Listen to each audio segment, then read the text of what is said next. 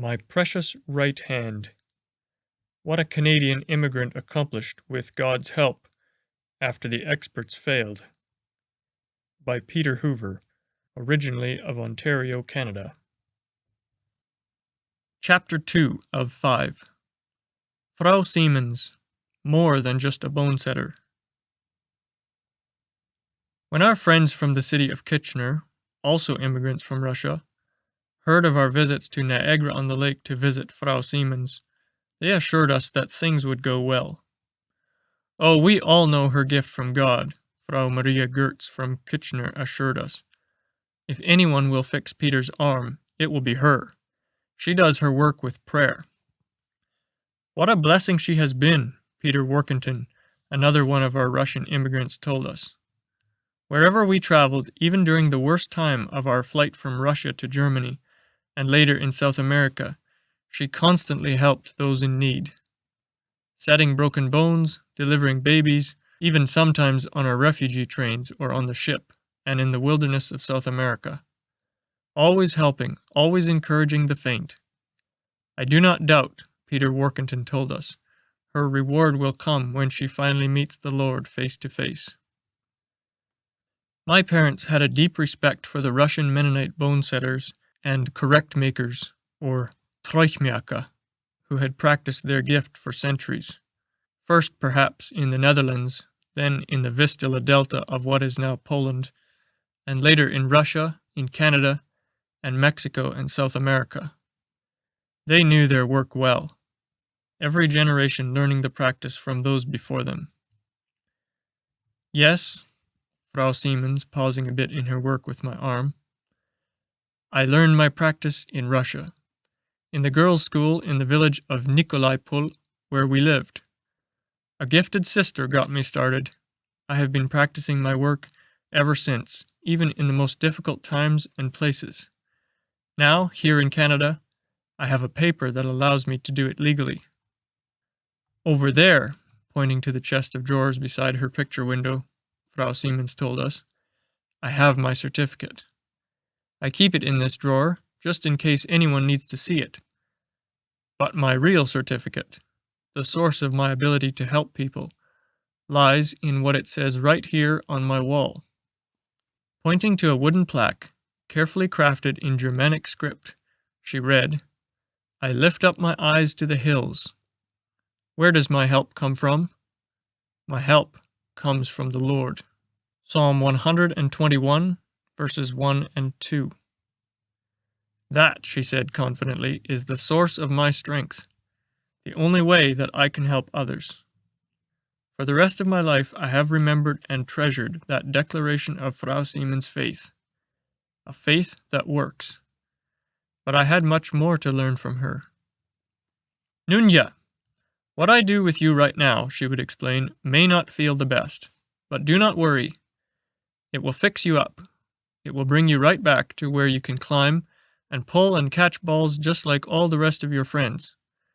And, she added significantly, by the time you start school, the Lord willing, you should be able to use your fingers again, don't you think? I pondered the idea. School should start later in the year. Not only that, she would keep on talking while frequently dabbing her hands with oil of wintergreen. Once you go to school, you will learn how to write. Just think! You will soon learn how to write stories, or perhaps even write a book. Frau Siemens' cheerful and pleasant voice continued. Long, careful strokes, this way and that way. Did she keep on talking just to keep me distracted from the pain? I grew up in southern Russia, the part they now call Ukraine.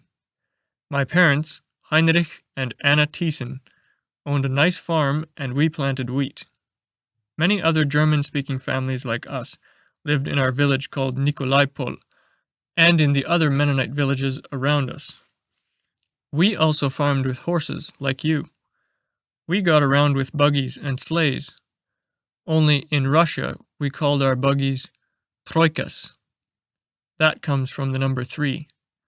We always used a 3-horse hitch for our carriages and sleighs. Mom, always interested in how people lived and what they did in other countries, asked Frau Siemens many things. How long did you live in Russia? I know you have 3 sons here in Canada and that your husband is no longer living, but did you get married over there? How did you get from Russia to Canada? After treating my arm, Frau Siemens picked up her kettle, now whistling merrily to pour cups of tea for all of us. For a short while she did not answer Mom's questions.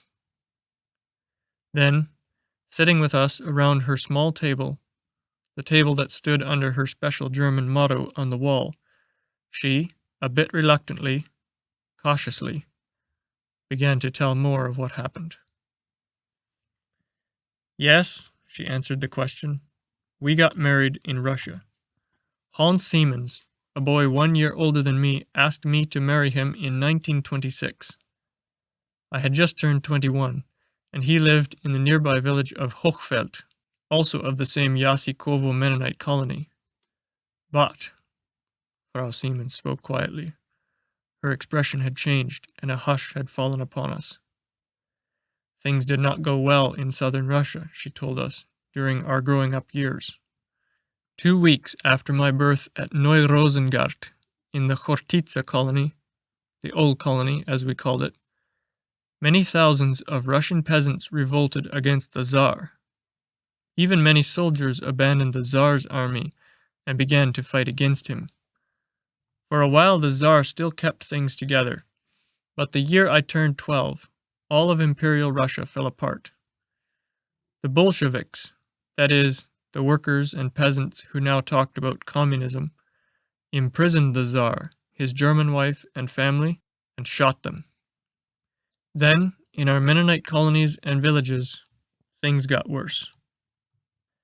Sitting in Frau Siemens' neat little house near Niagara-on-the-Lake, we dimly understood. Yet we listened seriously to what she said. Before we caught on what had happened, Frau Siemens continued, 3 kinds of armies swept through our villages. Not just once, but over and over and over. The communists called themselves the Red Army. Those loyal to the Tsar's government became the White Army. And then, Frau Siemens paused. Then came the anarchists. Who were they, Mom asked. They, the anarchists, did not want any government at all. They just came upon us, one village after the next, and took everything they wanted. We lost so much. They did things to us Frau Siemens hesitated. Things we just could not have imagined. We feared all day and in the night. Oh, I just cannot tell you how it was. But right in the worst of it all, the Lord in His great mercy helped us, and He called us back to Him. We had forgotten Him far too much while everything went well. But now, in our great need, we called on Him, and He heard us. An inner peace shone through Frau Siemens as she remembered and told us about the spiritual revival that transformed their church in Russia during the Bolshevik Revolution. We called on the Lord, we made things right one with another, and we met constantly to call on God together. But, with an expression of pain, Frau Siemens continued, some of our people, especially the younger ones amongst us, felt they needed to protect ourselves from the anarchists. That was a terrible mistake. For so many years we had always told the Russians we would never defend ourselves. We would depend on God. We would never take part in hurting others. Yet now, in our distress, some of our young men took up guns. Armed and trained, they began to keep watch around our villages. Above all, they wanted to protect the women and children amongst us. Now, the people who had known us for years, particularly some of them that had worked on our farms, became very angry. Why, they wondered, do we now take up arms, if we had never helped to protect the rest of Russia before? Frau Siemens paused. Then the anarchists came to our village. We still lived in Nikolaipol. They did terrible things amongst us, but in Eichenfeld, only a few miles to the east, they did even much more. How old were you at that time? Mom asked. 14, Frau Siemens said, and I had just begun to hear of a wonderful revival sweeping through our villages. Just then some tent missionaries had come into our colony and began to preach in Eichenfeld. Many people had come to take part in the meetings, night after night. Where did these preachers come from? Mom asked. Most of them, Frau Siemens explained, were young Mennonite men who had served as medics in the Russian army. They were convinced non-resistant believers.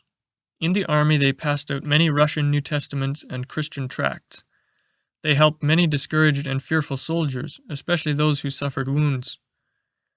Then, after Russians left the war and the Bolshevik Revolution began, they bought a tent and began to hold meetings in many villages and towns. Did the Mennonites in Russia support this work? Mom wanted to know. Oh, some really did, Frau Siemens said. Jakob Dyke, the leader amongst these tent preachers, zealously preached the gospel, while with his young wife Tina and their 2 small boys, they suffered all amounts of opposition and poverty. Several times Brother Jakob spent time in village prisons, Mennonite prisons, because he refused to take part in the self-defense corps. Another young man, we called him Yushkevich, or son of Joshua, an accomplished musician from Latvia, had found the Lord and joined the movement. So had a Russian convert, Brother Galitzin, a converted Jewess called Regina Rosenberg, a Mennonite girl, Louisa Sukow, and others. They gave all they had to Christ and to his kingdom until that night in Eichenfeld.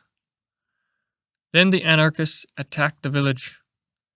It was the 26th of October in 1919. We listened in silence. They came right before the evening meal. For a little while Brother Jakob could share the gospel with them, in the schoolhouse. They paid attention, nicely, many of them with real longing in their eyes, until another anarchist group came charging in, violently cursing and swearing with sabers flashing. They demanded a meal.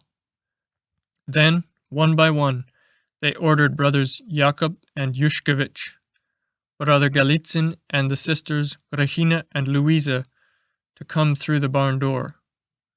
Right there, as they stepped in, they split their heads wide open with their sabers.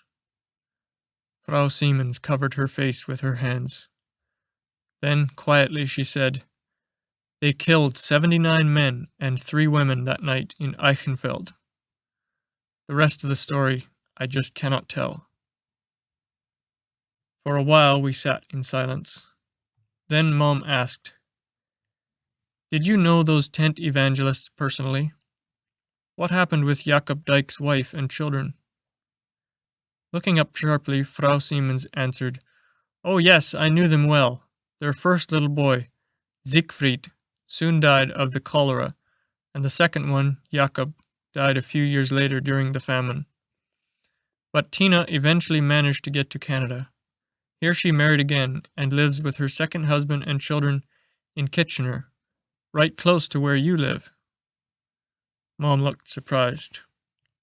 "Many other believers escaped Russia during the 1920s, Frau Siemens continued, where they found new homes in Canada, Brazil, or Paraguay. But that only happened after so many thousands died of starvation. After all the fighting between the White and Red armies and the anarchists, there was just no more food. During the winter, with my older sister Anna and my younger brother Peter, we scrounged the whole area to find something to eat.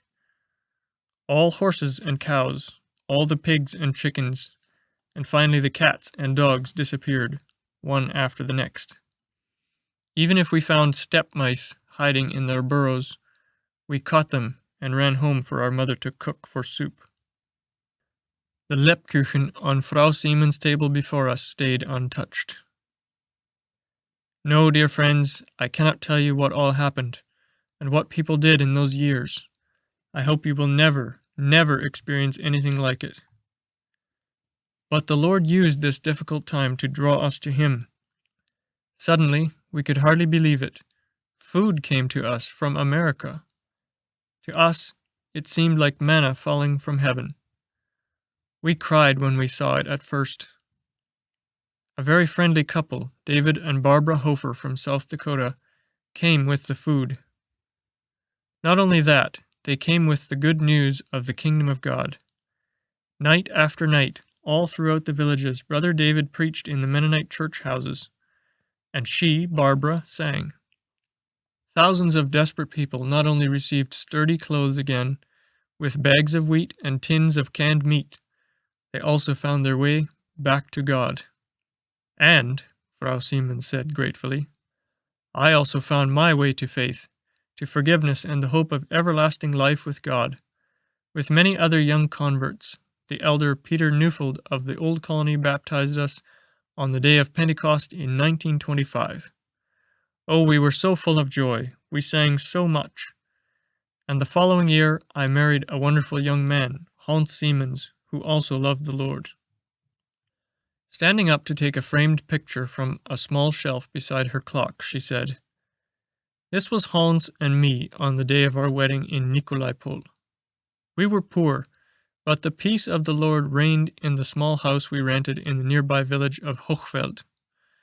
The elder Heinrich Epp shared the wedding message, and, pointing to the motto above the table, this was the text we chose. I lift up my eyes to the hills.